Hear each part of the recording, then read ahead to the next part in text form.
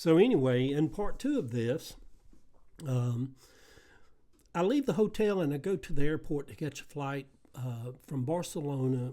I had to fly from Barcelona to London, and then from there I would catch a flight to come back to Atlanta.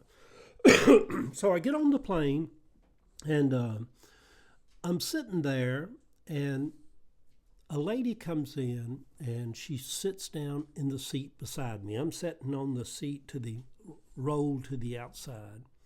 She's sitting on the seat toward the window, and she's got a little baby that's less than 2 years old, a little boy. And so I'm talking to her. She sits down, and immediately that little boy starts reaching for me. And which is kind of weird because you would think a child would want and cleave to its mother. But this little baby boy was just adamant that he kept just reaching for me, and trying to crawl out away from his mom or the lady. Well, come to find out, the lady had told me she was on a trip back from China, some part of China, Taiwan, Hong Kong, some region of China. She had adopted this little boy, and she lived in England. And so she was catching a connecting flight from Barcelona to London, and she had this little baby boy, and oh my God, he looked like an angel.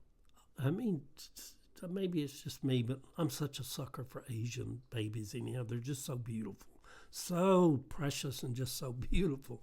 No wonder everybody wants to adopt a little Asian baby. But he was so sweet, and he just kept on and on and on, and it made me uncomfortable because what am I supposed to do? Say, be one of those passengers who's like, oh my God, I'm sitting next to a whiny baby, or I don't want, I got to spend, maybe 3 hours of this, because I think time you're sitting on the ground to time you getting into London is probably 2.5, 3 hours of being on that airplane. And so I could tell the lady was kind of uncomfortable also because she's trying to pacify him and get him to stop, but he was just adamant, just kept just like, please, just lunging toward me and reaching toward me. And I wanted to say this in a way to her that it didn't seem like some creepy older white guy that was being a creep or something.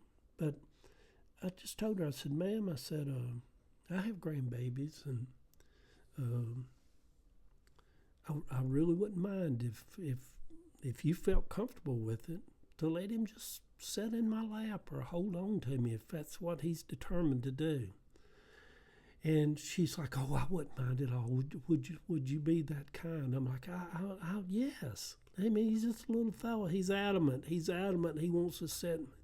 Y'all, I'm telling you, when she let go of him and he crawled over on my chest and put his head on my place where my heart beat, and immediately that little baby Asian boy I could feel him listening to my heartbeat.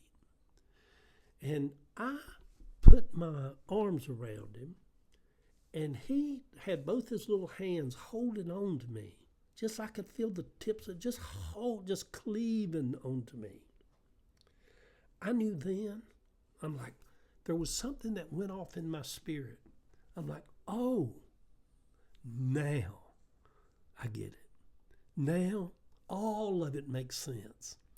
Now all those things I thought was weird about Hewlett Packard seeking me out and making sure I was on a certain flight that I had to come all the way to Barcelona for. Now I understand what the mission was, to be on this plane for this little boy, because he needed me. And I know some of you people would think that is the most far-fetched bunch of foolishness I've ever heard in my life.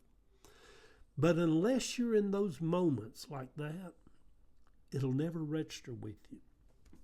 But I was in that moment. He was holding on to me, just as calm. Actually, he went to sleep about 5 minutes after he got on my chest. He went to sleep, and I whispered in his ear. I said, I love you, little man. I love you. I'm glad we get to spend this time together. And I would just talk to him, and I take my hand and just rub his little head. And then he acted like he was a child of mine from the other side that had found me. And so from that flight all the way to London, when we landed, he was awake. He never one time tried to leave me. He would look up at me with those pretty little Asian brown eyes, and he was at peace. He would smile. I would tell him how precious he was. I prayed over him, Lord, let his life be grand. Let him love living. Let him meet many people along the way. Let him be a blessing to all those that get to know him. And but the bigger question that really just resonated with me,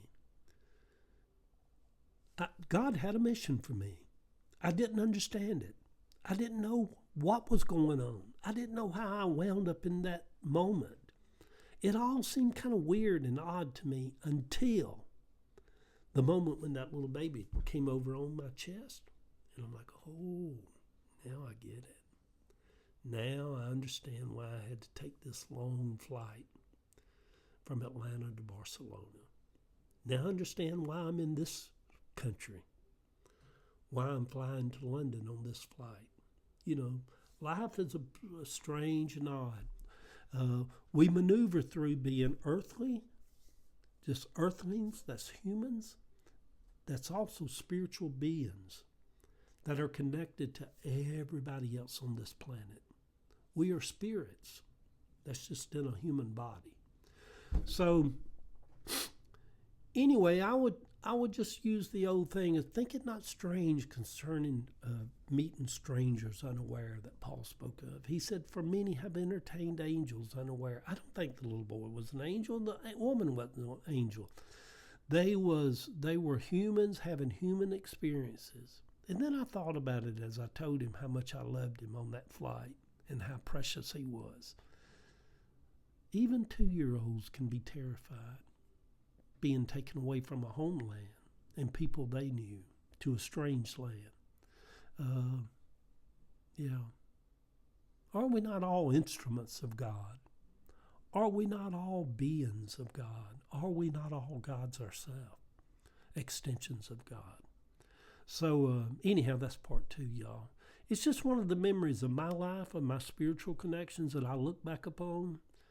And I don't never underestimate in any situation or scenario that I'm in where that the heavenlies couldn't use me.